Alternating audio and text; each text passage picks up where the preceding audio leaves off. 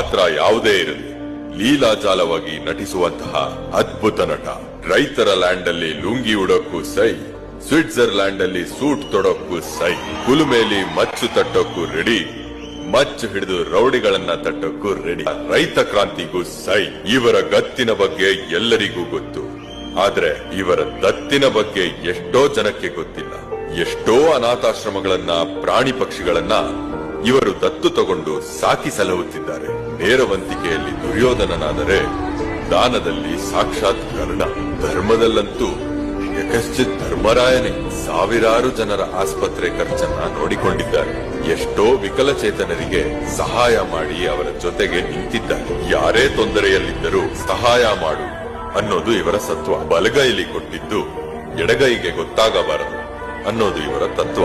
ದರ್ಶನ್ ಇಷ್ಟು ದೊಡ್ಡ ಸ್ಟಾರ್ ಆದ್ರೂ ಅವರ ಬಾಯಲ್ಲಿ ಬರೋ ಮಾತಂದ್ರೆ ನಾನೊಬ್ಬ ಸಣ್ಣ ಕಲಾವಿದ ಅಂತ. ಬಹುಶಃ ಇವರನ್ನು ನೋಡೇ ಹೇಳಿರಬೇಕು, ತುಂಬಿದ ಕೊಡ ತುಳುಕಲ್ಲ ಅಂತ.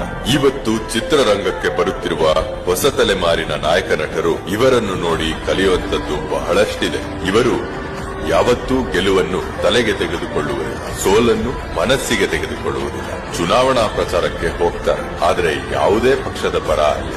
ಯಾರೇ ಒಳ್ಳೆಯದನ್ನು ಮಾಡಲಿ ಅವರ ಬೆನ್ ತಟ್ತಾರೆ, ಆದ್ರೆ ಯಾರಿಗೂ ಎಂದಿಗೂ ಕೆಟ್ಟದ್ದು ಬಯಸುವುದಿಲ್ಲ.